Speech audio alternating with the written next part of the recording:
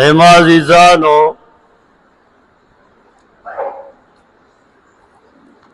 نن موضوع د مسجد نبوی جوړولو په باره کې د اسلامي میاشت د ربیع الاول په 18 یا په 19 تاریخ مسجد نبوی د جوړولو بنیاد نبی علیہ السلام کې خود لکه نن 18 تاریخ اسلامی دے د سعودی عرب غالباً 19 دے نو دا د اسلام یو لوی بنیادو چې نبی علیہ السلام کې خود نبی علیہ السلام چې هجرت وکړ او مسجد قباء اول جوړ کړ جمعات بیا د هغه ځای نه روان شه غالبا بنو سالم دغه ځای ته راورسېد نو داسې د جمعې ورځ وه او نبي علیه السلام په هغه جومات کې جومات نه و میدانو منځ یې وکړه نو هغې جومات باندې بیا نوم کېښودی شو مسجد جمعه د جمعې په ورځ بیا نبی علیه السلام را روان شه او دغه مدینې یثرب ځای ته راورسېد نو نبی علیہ السلام د ایوب انصاری رضی اللہ تعالی عنہ کور سره پاړاو واچو کم چې باب جبریل دی دې ته مخامخ د ایوب انصاری رضی اللہ تعالی عنہ کور مبارک دی نو دا ابو ایوب انصاری رضی اللہ تعالی عنہ کور گیټ مخامخ میدانو دغه میدان کې فرمای چې دې کې به خلقو ګندم لړکو پشمار پکې یو څو بوټي د کجورو مو او په دغه ځای کې به خلقو کجورې مو چولې نو نبی علیہ السلام او فرمایل چې د جمعات د پاره دلته ځای به دغه ځای زما خوښ دی د دې مالکان څوک نبی علیہ السلام ته عرض وشه چې د الله پیغمبر دا د عمر یو سړی دی مړ شوی دی دا د هغه ځای و نبی علیہ السلام ته چا بیا عرض وکړو د الله پیغمبره د هغه دوه بچي دي د یو نوم سهل او د دویم سهیل دی نبی علیہ السلام ته وفرمایل راوی غواړئ چې کله راوست نبی علیہ السلام ته فرمای چې یا سهل او یا سهیل دا غزه د جمعات د پاره مونږ تراکا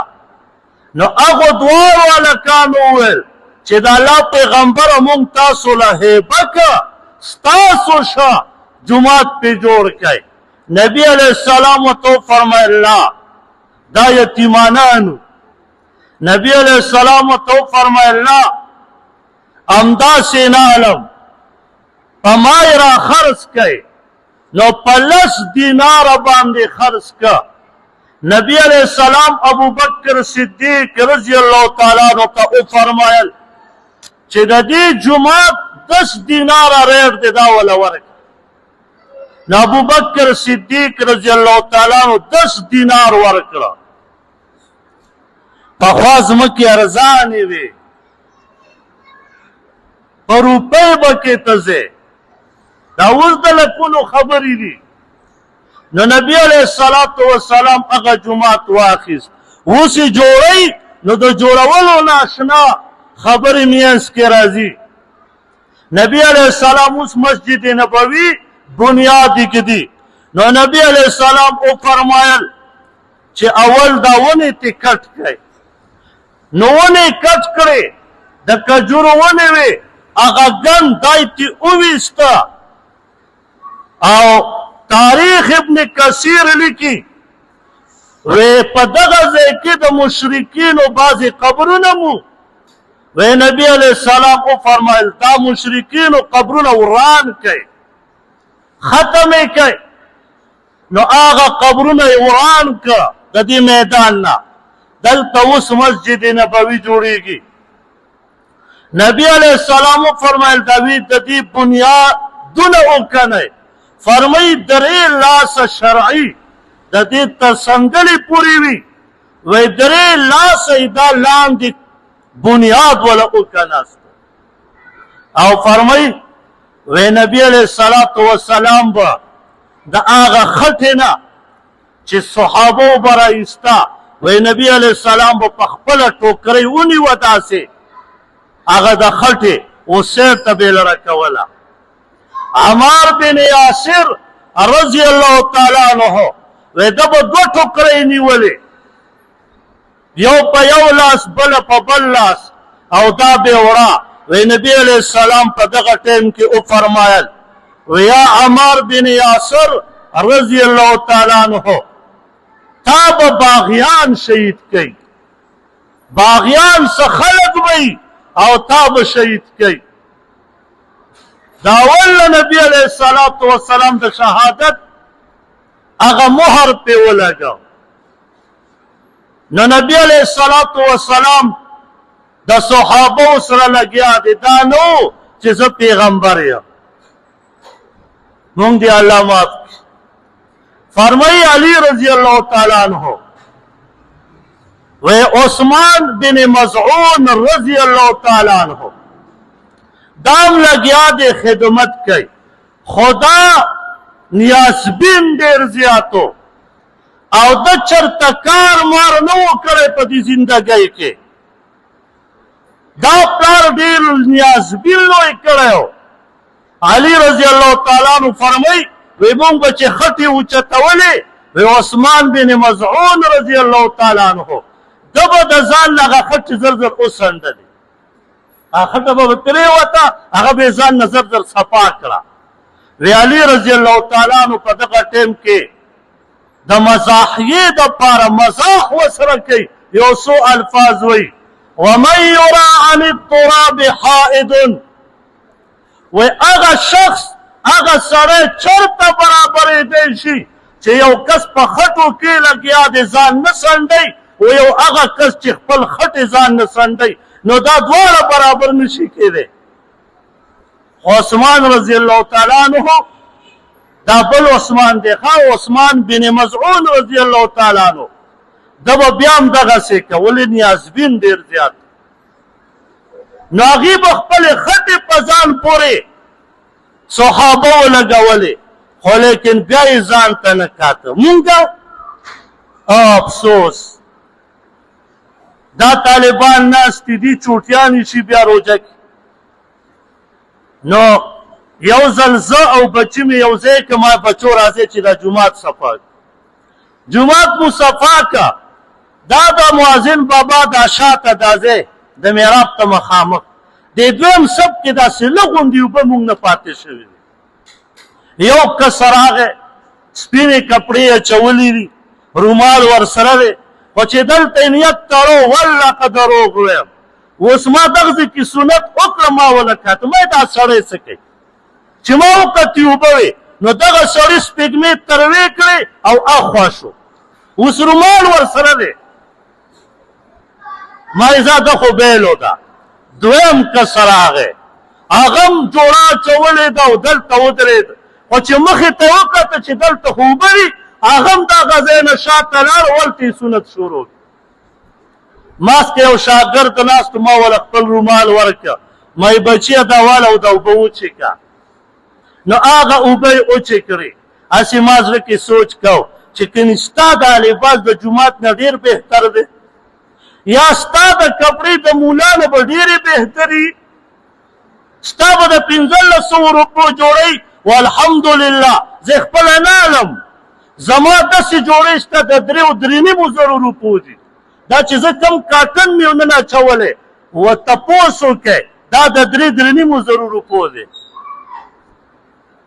افسوس دا دی چې مونږ سره د جومات آداب نشته. مونږ وایو که دا د ملا حق دی او دا بې صفا کوي. والله دا یاد وساتئ،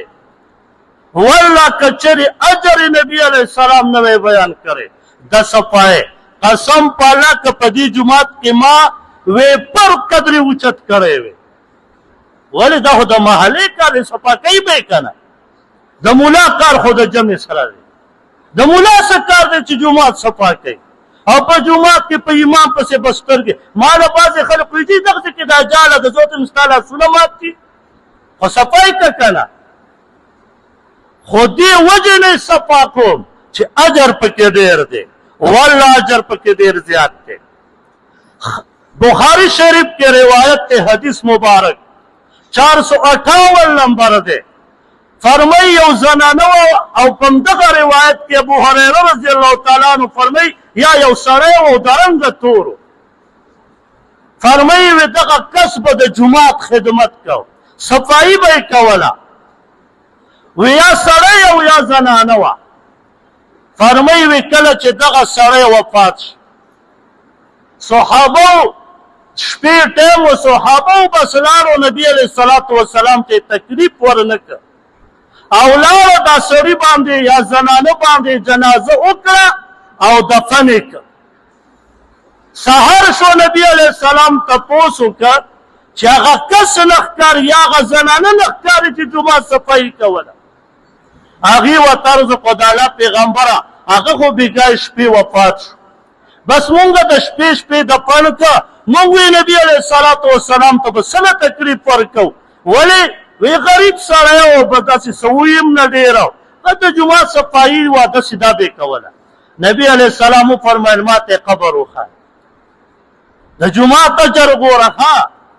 وی ما له قبر وښایه. نبی علیه الصلاة والسلام سره د صحابه روان عرض یې وکړه د الله پیغمبره دغه قبر دې بېکامو دفن کړی. وی نبی علیه السلام وفرمیل ما پسې ودرېږې زه پې جنازه کوم. جنازه یې وله په قبر وکړه او بیا یې وفرمایل زه چې په چا باندې جنازه وکړم د هغه په قبر کې رڼا پیدا کېږي. په قبر یې وله جنازه وکړه. داسې یو شهید به راته ونه ښایي. اوچت کې حدیثو کتابونه د جنازې نه مخکې حکم نه، د جنازې نه بعد چې نبی علیه السلام د هغه صحابي په قبر جنازه کړي وښایه چې جنازې حکم بعد راغلی. جنازې نه مخکې چې کوم صحابه شهیدان شوي او په هغې باندې به جنازه کړي لکه حمزه رضی الله تعالی عنه، هغه مسله نه جنازې نه حکم نه بعد چې نبی علیه السلام تلي په قبر یې وله جنازه کړي. دومره اجر دی د جومات. نو نبی علیه الصلاة والسلام به په خپله مبارک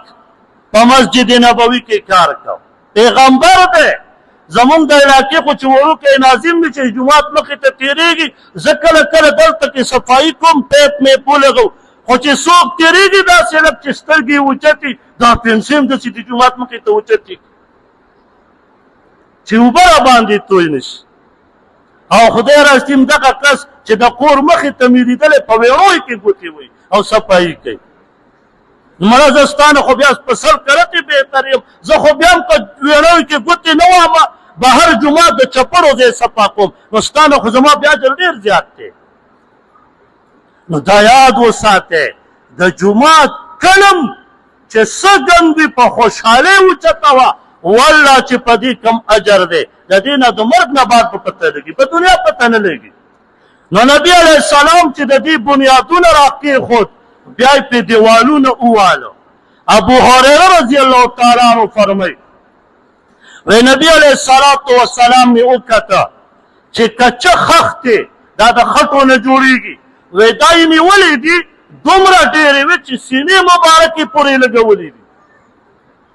وی زه ورغلم ما ورته عرض وکړو د الله پیغمبره نیمې خښتې ما ته راکړه، ځکه چې تاسو ما وکتی ما ته تکلیف محسوس شه، دومره خښتې تاسو راخیستې. نبی علیه السلام ورته فرمایي لار شه لورې پرتې دي راواله.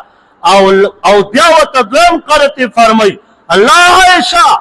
الا عیش الاخره، زندگی نه ده مگر زندگی خود آخرت تا بهتر زندگی خود آخرت تا د دنیا پس زندگی دیوالونه اوچت او فرمای یوسف یودانی صاحب رحمه الله خپل کتاب کې لیکي فرمای ودا 100 گز اوږدو او 100 گز پلنواله او د دې درې دروازې پرېښودلې شوې وې درې دروازې ولی په هغه ټایم کې بیت المقدس طرف ته مونځ کېده یو دروازه باب الرحمت وه چې ریاض الجنت ته لاړ شي مونځ دې وکړه په باب الرحمت باندې به وځې یو دغه دروازه وه یو دروازه باب جبریل وه نبی علیہ السلام به د ایوب انصاري رضی الله تعالی عنہ په کور کې وده کېده ولې د هجرت نه راغلی و هجرت یې کړی و نو په باب جبریل به راتلو او درېیمه دروازه دا د قبلې طرف ته وه کومې قبلې دې قبلې خانه کعبې طرف ته وه خو دغه ټایم کې خانه کعبې طرف ته مونځ نه کېده چېرته کېده بیت المقدس طرف ته بیا چې کله وحی راغله بیت المقدس بدل شه نو بیا هغه یو دروازه بنده شوه ولې کعبې طرف ته مونځ شه نو هغه دروازه بنده شه باب السلام دروازه کولاو شوه نو بیا دا درې دروازې وې بیا ورو ورو پکې نورې دروازې هم جوړې شوې لیکن اوس وخت کې قبلې طرف ته اوس یو دروازه عربو جوړه کړې د دې دپاره چې امام پیزي ورځي دا اوس جوړه شوې دا د نبي علیه السلام په وخت کې نه وه نو نبي علیه السلام ته بیا صحابه و عرض وکړه د الله پیغمبره انصار وله راغله ای د الله پیغمبره مونږ به داسې وکړو چې دا جومات به لږ ښایسته کړو مزین به یې کړو سینګار به پکې وکړو او پیسې یې هم راوړې نبي علیه السلام ورته وفرمیل نه زه به هغه رنګې جومات جوړوم څنګه چې موسی علیه السلام ځان ته چبوتره جوړه کړې وه انصار ورته عرض وکړو د الله پیغمبره موسی علیه السلام څنګه جوړه کړې وه وایي ځان ته یې چبوتره جوړه کړې وه د کجورو او د کجورو د تختو نه او دومره اوچته وه چې موسی علیه السلام به لاس داسې کړ نو د موسی علیه السلام لاس مبارک به د چت سره لګېدو وایي دومره به اوچت به جوړو نو بیا یې د کجورو تختې او د کجورو پاڼو نه هغه چت واچولی شو 100 ګز مونږ خو د الله معاف کړي مونږ چې د کور چت اچو نو لنټري ته وایو یا انجینیر ته یارې دا چت واچو دا به 100 کاله کار کوي یارې دا جي به 100 سال کار کوي او د دې سړیو په خپله 80 کاله عمر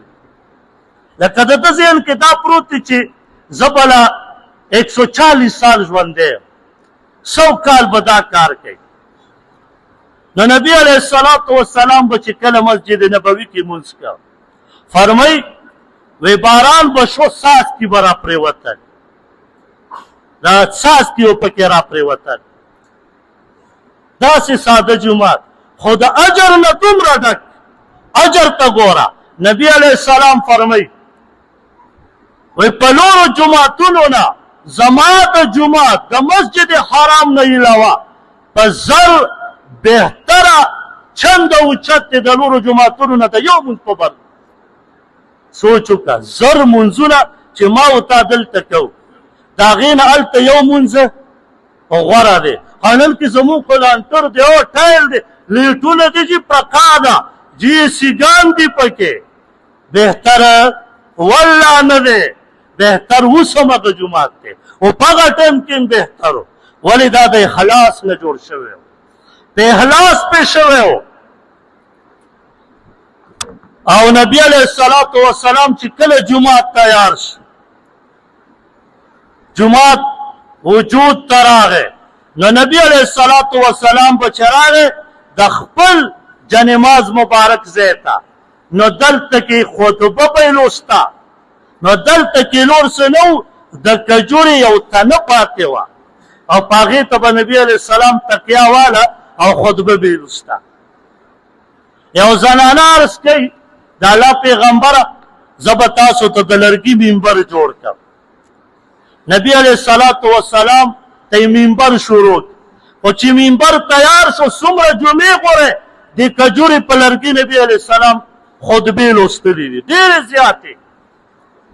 نبی علیہ الصلوۃ والسلام ته منبر راوړ چې منبر یې راوړ ورته کېښود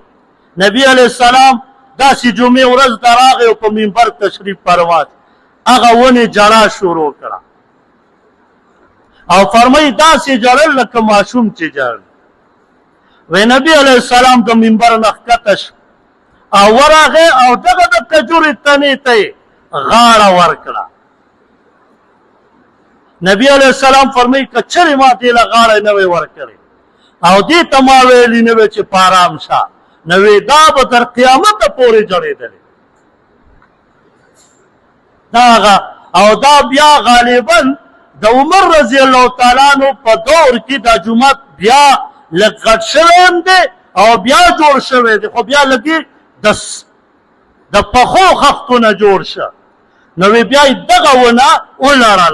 ولړوله ځکه خرابه شوې وه ډېره موده پرې تېره وه نو نبي علیه الصلاة وسلام به بیا په هغه لرګي په منبر کېناستو او خطبه به یې لوسته عایشه رضی الله تعالی عنها فرمایي یو ځل نبی علیه السلام مسجد نبوي ته راغی د خټو دیوالونو چې اوی کته د پوزې د اوبه مونږ څومره کرکه کوو د خپل اوبو نه هم کرکه کوو وی دا د مسجد نبوي په جومات په دیوال باندې وچې شوې وي نبی علیه السلام په خپله راغی د نبوت په لاسونو مبارکه وی هغه ځای را وګرو هغه یې صفا و هغه ګندې بار لرل سوچ وکړه والله دا ټوله دنیا سره د اولیاو د بزرګانو راغونډ کا والله یاد وساته مسلمانه د نبي علیه الصلاة والسلام په هغه لاس ګوتې باندې خو څه کې په دې هم نه ورکوم چې کوم ځای پورې لګېدې دي ته په خپلو کپړو په خپل نومار دومره خفه کېږي چې جومات ګندې ته پې صفا کولی نه شي ستا لاسونه ګنده کېږي ستا رومال ګنده کېږي ستا کپړې ګنده کېږي و هغه هم پاکې اوبه او صفا کولی نه شي دا د نبي علیه السلام مونږ ته ښودلی نبي علیه الصلاة وسلام ته د جومات صفا کولو ضرورت دا نه و صحابو ته به یې فرمایل وی راشئ صفا یې کوئ خو نبی علیه السلام مونږ تاسو ته ترغیب راکړه چې ای زما امتیانو د الله کور دا شاعر الله دی د دې صفایي کوئ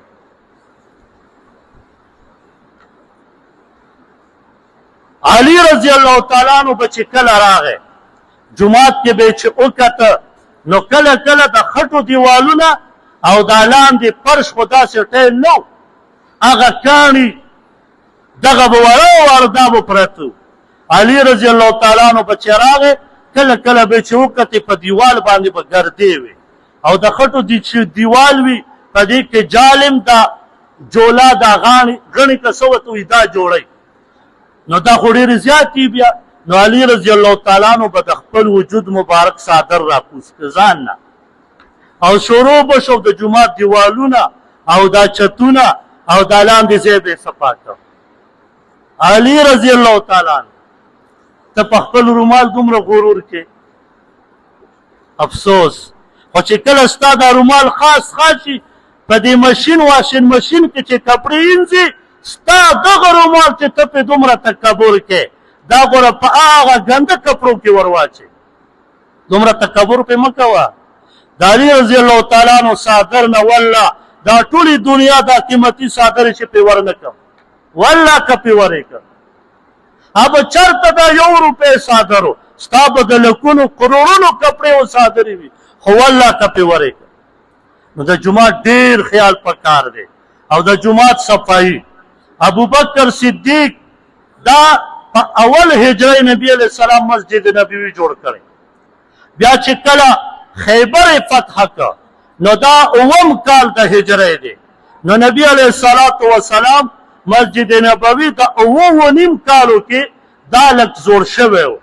نبی علیه الصلاة والسلام صحابه هم زیات شوي وو نو دا مسجد نبوي وړوکی و نو نبی علیہ الصلوۃ والسلام بیا او فرمایل د یو صحابي زمکه وا چې دغه زمکه د جمعات لپاره وقف کا نو عثمان غنی رضی الله تعالی عنہ بیا واخستا نبی علیہ الصلوۃ والسلام طرز کې د الله پیغمبره چې صحابي ته د څه فرمایلی و چې د دې په بدله کې به جنت کې الله زمکه درکړي هغه صحابي تاسو ته جمعه دپاره وقف نه که خو ما په پیسو واخیسته ماله به هم داسې ځمکه الله راکوي تاسو له به یې الله درکړي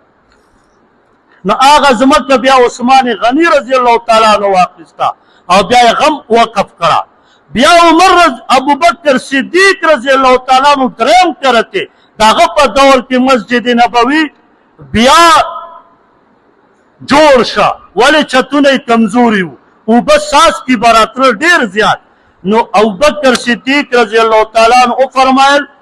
چې اوس ارس ډیر دی مال او دولت هم شته غنیمتونه هم ډیر را روان دي خو چې نبی علیہ السلام څنګه جوړ کړو هغه څه به جوړو نو بیا یې په د کجورو تختې او بیا یې په هغه د کجورو پاڼې واچولې